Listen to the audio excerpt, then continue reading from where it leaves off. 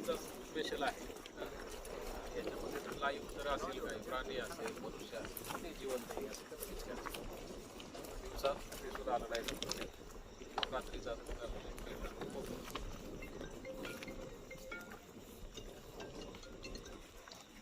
हा पूर्ण radius 3 kilometre पर्यंत असतो त्याचा पूर्ण.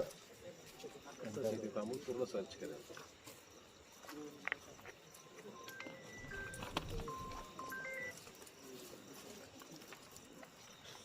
मगाशी कोणी तो कॉल ऐकला रेस्क्यू वाल्याचा, म्हणून ऐकला. ज्या ठिकाणावरून तो घसरलेला दिसतोय साधारणपणे 600 फूटमध्ये काहीच नाही, एवढा पोकाडा आहे असा.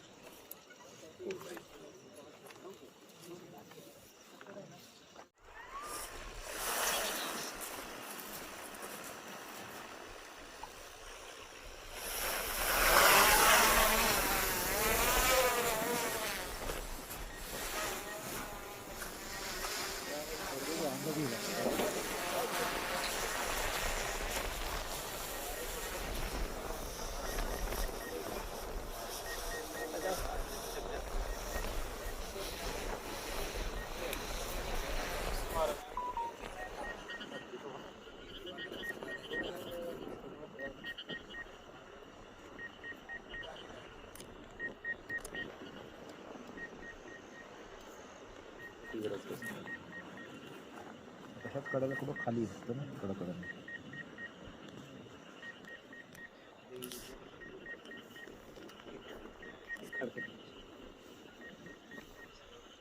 खडकाची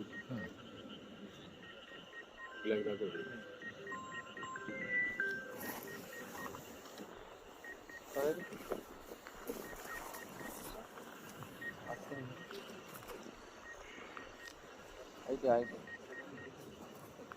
हा आहे. एवढं वरतून खाली गेला, खाली गेला तुम्ही उलटा होणार वाऱ्याने, कारण वार वरती येते. पलीकडून खाली सोडायचं, पुढे जाऊन तसं.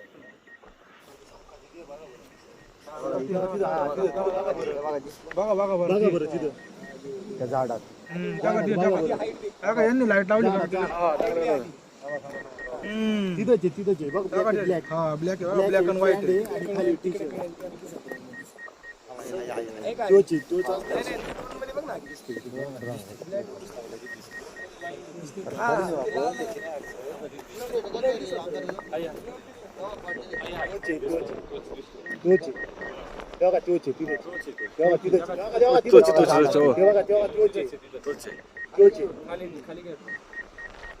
ड्रोनचा लाईट लावला का? हा सर, तेवढं काय सफेद म्हणतोस ना. ब्लॅक अँड व्हाईट दिसते फोकस बरोबर आहे. ब्लॅक पॅन्ट तोच सर, तोच आहे. हो ते सफेद काहीतरी नाही ना, ब्लॅक वन व्हाईट आहे.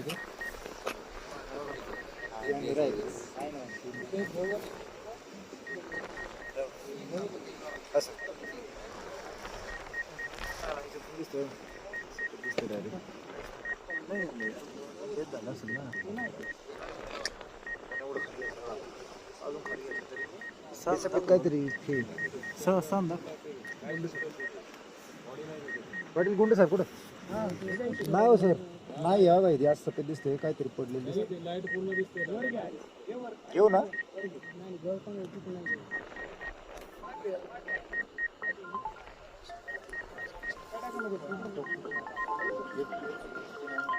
नाही जे दिसलं की आता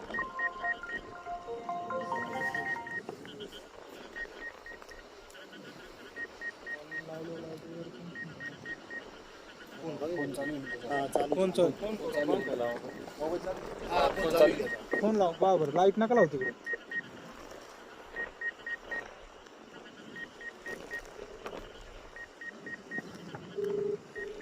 लाईट फोन लावतो.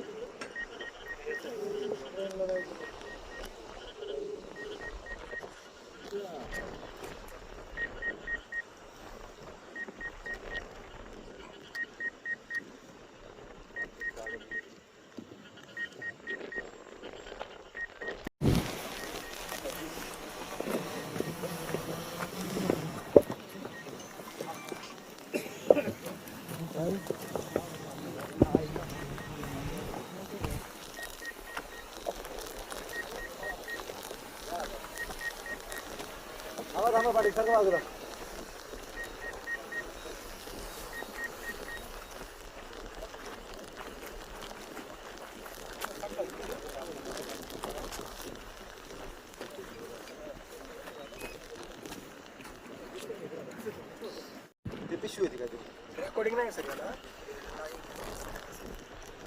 माणूस तर नाही वाटत. पडलाय तो तेवढ्याच पहिले सफेद आपली लाईट या ठिकाणी पडू शकतो असं सर्च केल्यासारखं तो आता खाली तिथे जाऊ शकणार नाही अशा ठिकाणी असेल.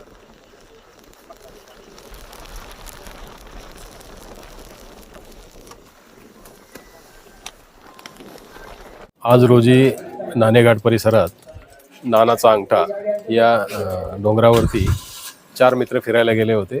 पैकी एक जो होता दत्ता विनायक लोंढे वय 23 वर्ष, हा मधूनच परत जातो म्हटला. त्याला थंडी वाजत होती आणि परत येत असताना तो खाली न आल्यामुळे बाकी मित्र खाली पोचल्यानंतर त्यांनी परत जाऊन 2-3 वेळा चौकशी केली, त्याला शोधला, परंतु तो मिळून आला नाही.